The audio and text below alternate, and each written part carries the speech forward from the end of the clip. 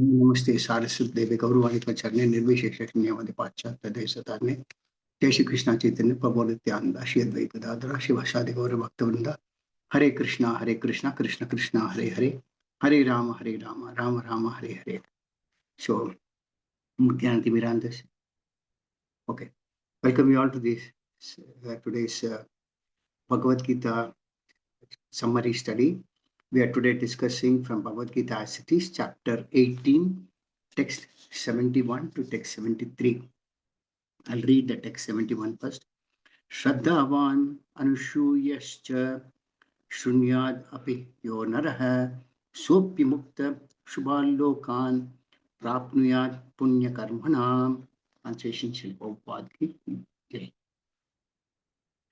And one who listens with faith and without envy becomes free from sinful reactions and attains to the auspicious planets where the pious dwell. Text 72. Kachid etachrutam partha tvayekagrena chetasa kachid ajnana sammohaha pranashtaste dhananjaya. Translation Srila Prabhupada ki jai.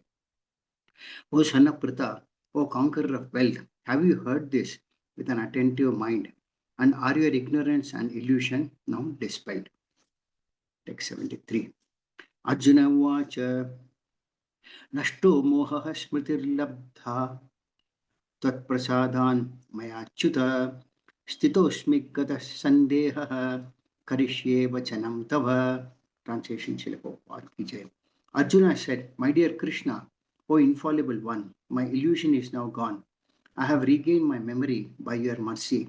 I am now firm and free from doubt and am prepared to act according to your instructions.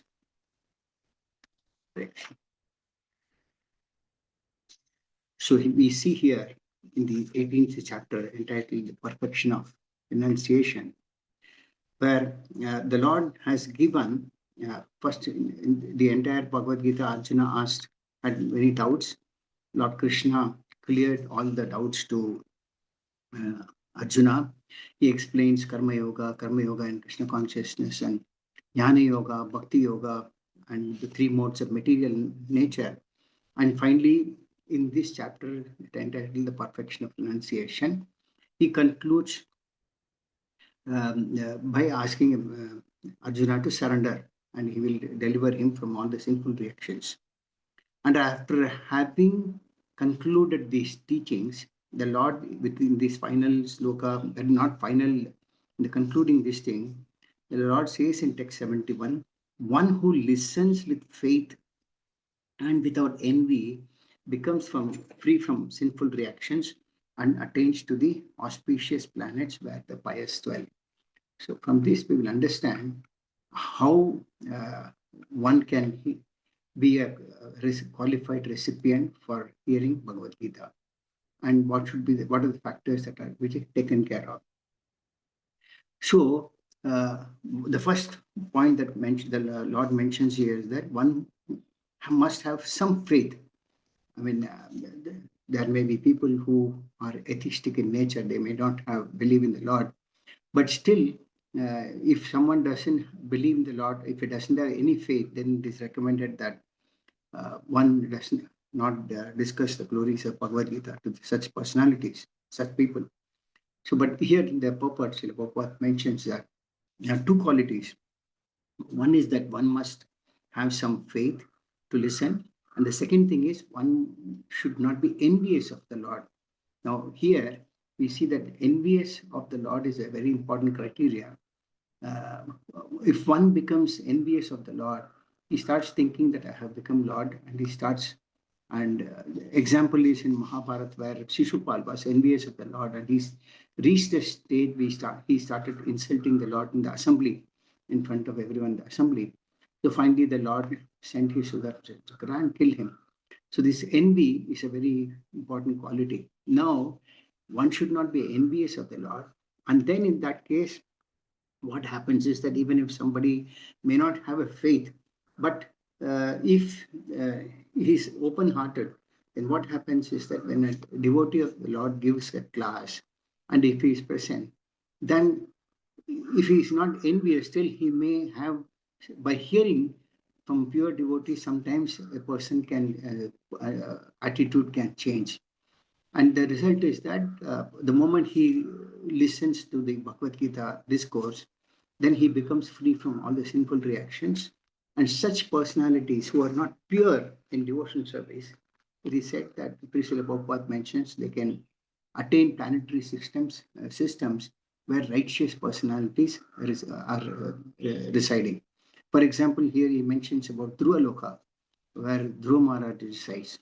So those who are not who are materialistic, but who have not attained a stage of pure devotional service, they might become free from sinful reactions, but they can go to the planet called Dhruva Loka. So here, there's also a mention of how the results of hearing Bhagavad Gita is also equivalent to people who perform Ashwamedha Yajna. It's a very great sacrifice. So those days, this Ashwamedha Yajna was very, in the previous ages, the Ashwamedha Yajna was very fruitful. And one who performs these yajnas used to be getting a lot of pious results. So hearing Bhagavad Gita and becoming free from sinful reactions is by which what happens is that one attains pious results that is equivalent to performing an Ashwamedha Yajna. So hearing Bhagavad Gita is not a joke, but then it has got, even if somebody is not pure, of course, if one performs pure devotion service, then he goes to the spiritual world. But even if he's not pure, he gets a benefit of hearing from a pure devotee and becoming free from sinful reactions, and thereby they achieve planets called, one example is given is that pole star, Dhruva Loka, where Dhruva Maharaj is residing.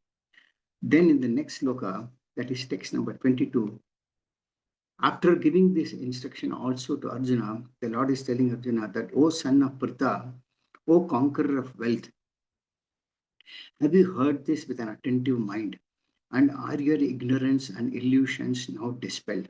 So these are some of the results of having heard Bhagavad Gita from the Lord. The first thing is asking, have you heard with an attentive mind? And so one has to hear Bhagavad Gita with a very proper attentive mind.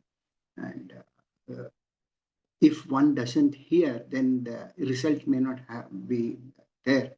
But there may be some pious results, but then there are many things. One is that one should hear with an attentive mind. So here, after giving these instructions to Bhagavad Gita instructions to Arjuna, the Lord is asking, have you heard it with an attentive mind? Now, there is also an example in Mahabharata itself, where we see that Abhimanyu, he was in the womb of his mother and he heard how to enter the Chakravyuha, but then he did not know how to come out of it. And finally, he was killed by Dronacharya and all of those warriors from the Kaurava side. So, spiritual science is something that one should be very attentive, be hearing it with a very attentive mind. So, Krishna is asking, have you heard this with an attentive mind? And if so, are your ignorance and illusions now dispelled? Now we see here, Srila Prabhupada mentions in the purport about hearing with an attentive mind means that he has understood the entire Bhagavad Gita in its right perspective. Now, many people, Srila Prabhupada mentions about how they hear and then they write commentaries, their own commentaries about Bhagavad Gita. Some write saying that the Lord does not have a form, the Lord does not have a material, the Lord has got a form, but they say that Lord does not have a form. So that is contradictory. But whereas Bhagavad Gita, as it is clearly explained that the Lord has got a form which is Satchidananda Vigraha, we may not be able to visualize it, but then the Lord has given ways and means to realize it by seeing the deity form of the Lord in the form of Archa incarnation. So then there are some who speculate that Bhagavad Gita is meant for those who want to enter the battlefield, or Bhagavad Gita should not be kept at home because by keeping at home there will be a quarrel at home. There are so many people who read but they don't understand Bhagavad Gita in the right perspective. Therefore, Prabhupada concludes that one should hear from a bona fide spiritual master like Krishna and or his representative. And then what happens is that if one hears that, then all of one's ignorance or illusion is dispelled. What was Arjuna's illusion? His illusion was that he was fighting against the Kauravas, who are all his relatives, kinsmen, kith and kin. So he was thinking that by killing them, he will be incurring sinful reactions and may go to hellish planets. And we see that he is giving the beginning of Bhagavad Gita in the first chapter itself. He gives so many reasons, so many excuses for not to fight. So, but then the Lord explains that we are not this body, we are the spirit, soul, and all those things. And then he realizes, and his illusion or ignorance is dispelled. So that is why it is said that one should hear Bhagavad Gita with an attentive mind. And if after hearing the Bhagavad Gita with an attentive mind, if one has not applied it in his life properly, then what happens is that one's ignorance or illusion remains as it is. For example, we are not the body, but we are a spirit soul. So after hearing Bhagavad Gita, if one continues to act on a bodily platform, that means he has not, either he has not heard it with a proper attentive mind, or else his application has gone wrong. It's going wrong because still he is attached to his body. So the Lord is asking a question to Arjuna whether he heard it with an attentive mind and whether his ignorance and illusion both are dispelled. So Prabhupada concludes this sloka by saying that Bhagavad Gita is not an ordinary book written by a poet or by any fiction writer. It is spoken by the Supreme Personality of Godhead himself. So one must be fortunate enough to hear these teachings from Krishna or a bona fide spiritual master. And then if one hears that with an attentive mind, he is sure to become a liberated person and he becomes free from the darkness of illusion and ignorance. So this is in sloka number 72.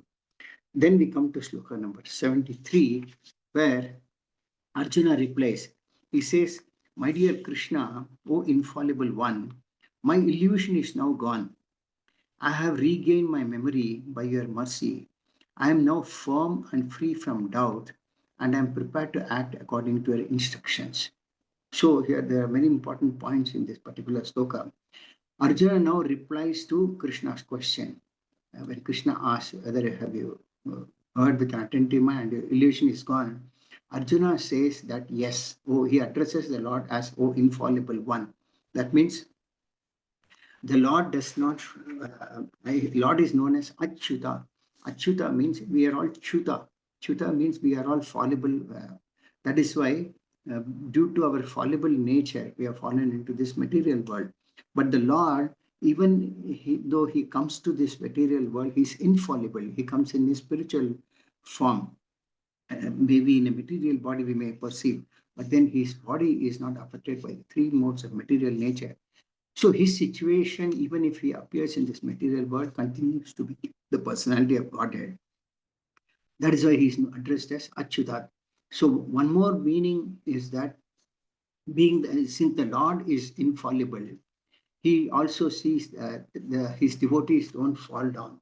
He always takes care of his devotees. So here Arjuna is addressing O infallible one. Then he says, my illusion is now gone. That means Arjuna was initially acting on a bodily platform.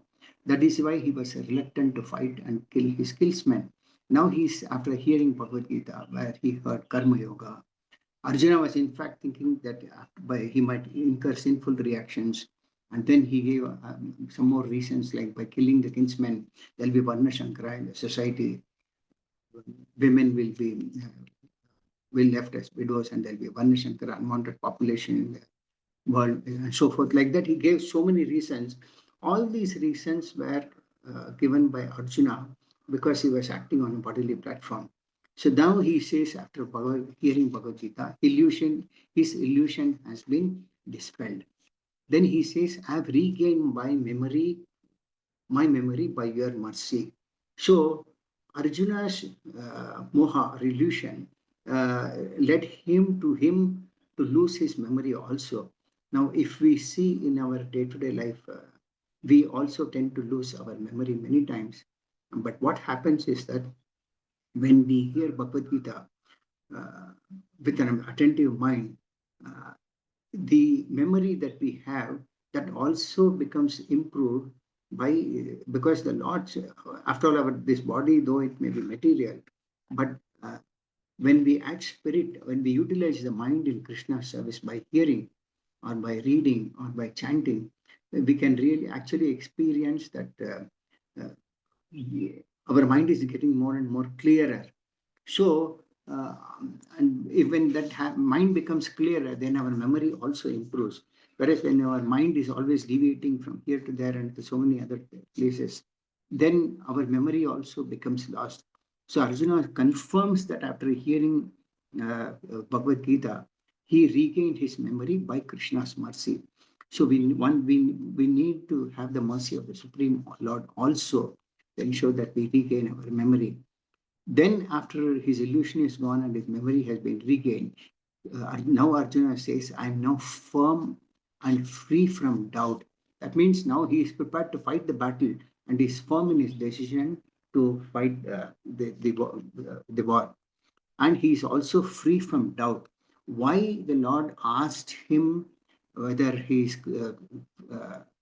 still having any doubts, the previous sloka, because if there is any doubt that Arjuna had, the Lord can in fact recite the entire Bhagavad Gita's instructions again to Arjuna to dispel his doubts. So one should not have any doubt in his mind. And if once the doubts are cleared, then one becomes firmly fixed in devotional service. So Arjuna is confirming that I am now firm and free from doubt. Then he confirms saying that I am prepared to act according to your instructions. This is very, very important, because many times we may have what is the instruction of the Lord, the concluding instruction of the Lord to Arjuna in Bhagavad Gita is that he wanted Arjuna to surrender and take to his instructions. What was the instruction of the Lord was that the Lord's desire was that Arjuna fight this battle and install the Pandavas as the kings. So earlier, Arjuna had a personal desire, was not to fight and not to act as per Krishna's desire.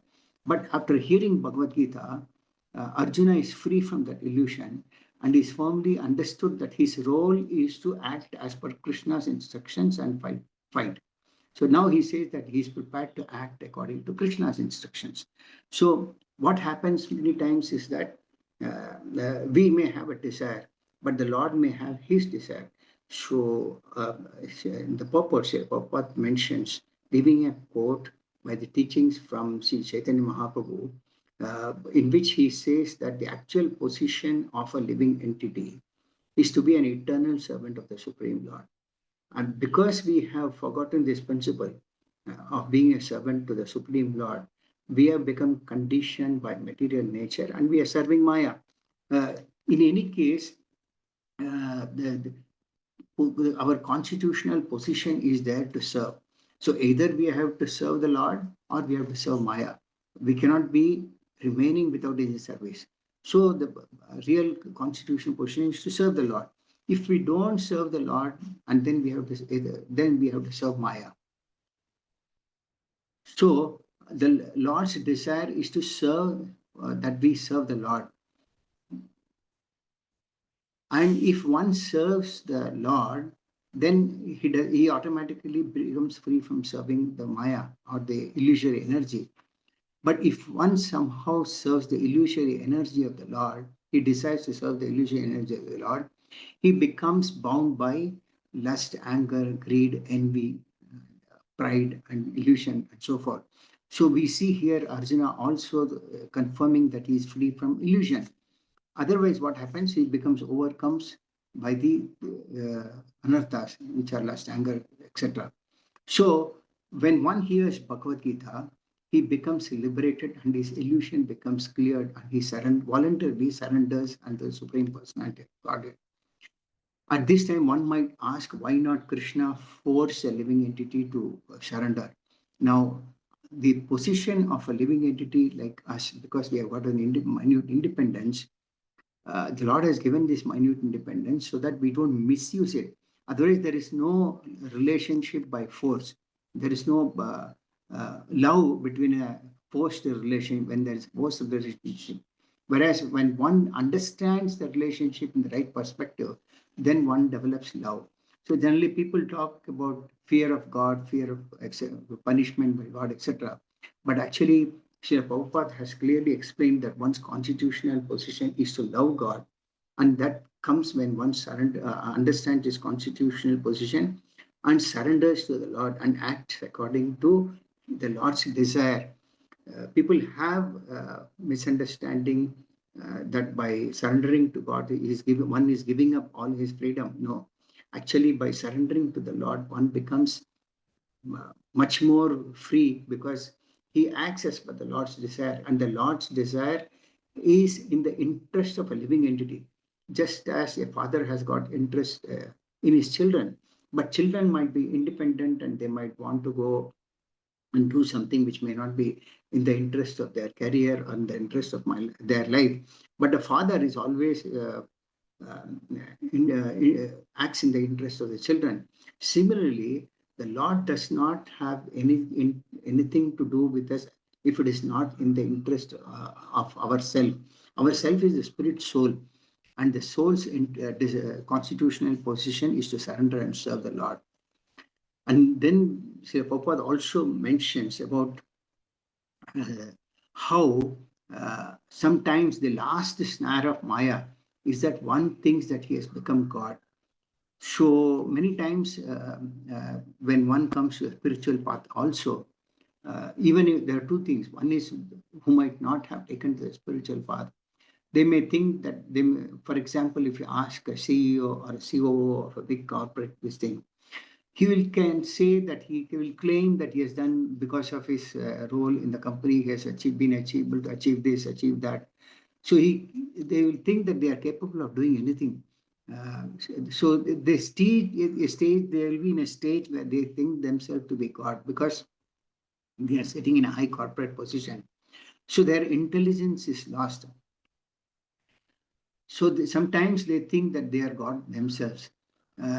So that is also another form of illusory energy. Uh, this is then there is one that is Srila Prabhupada mentions about moha. Moha is that which is opposed to knowledge.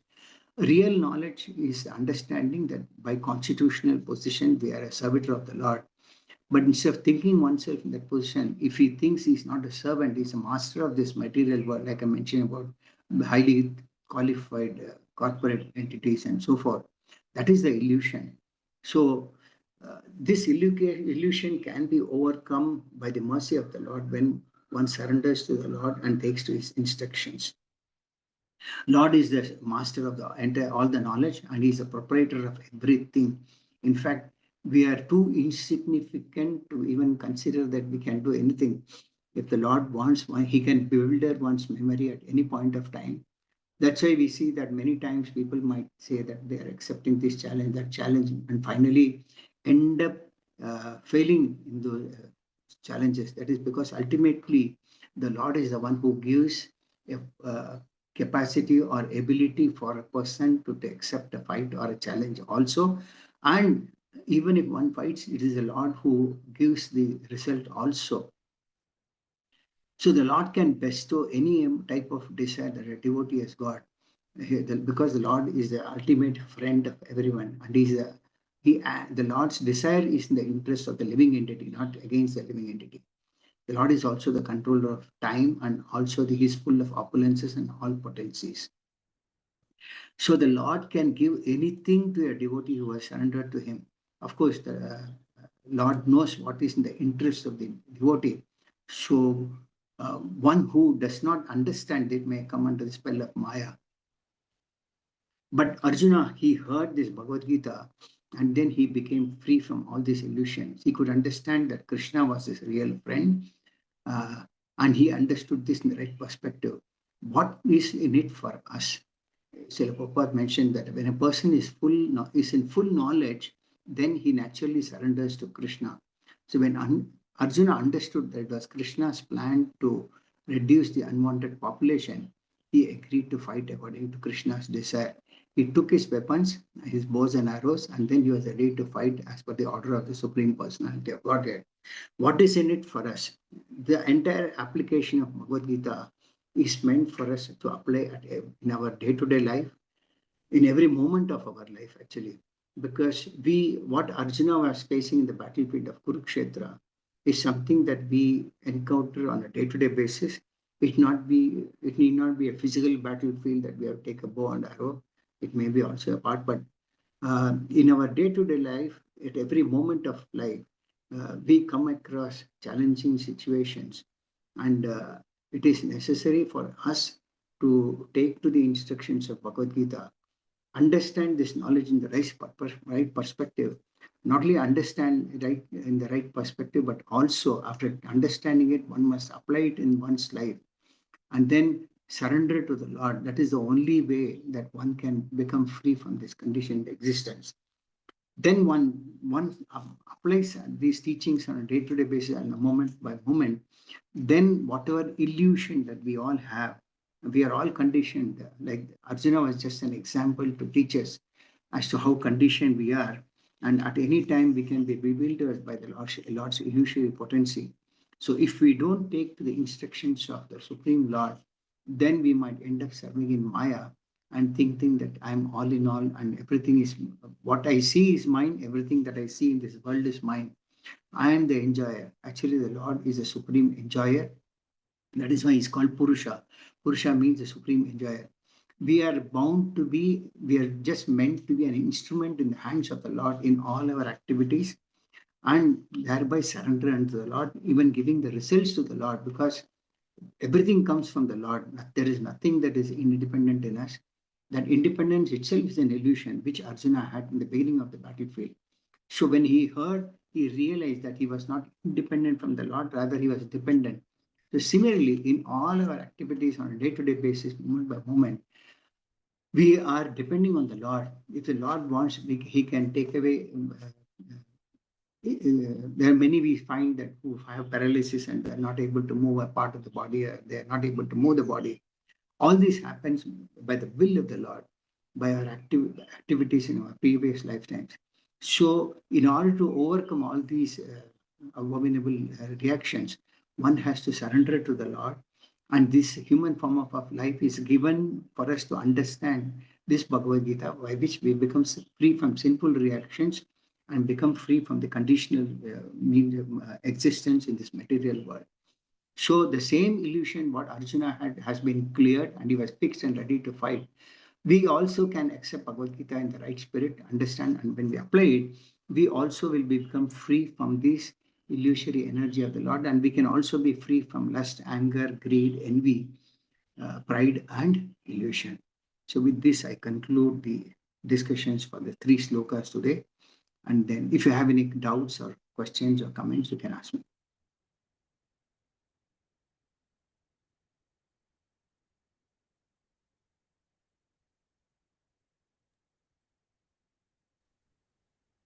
Thank you for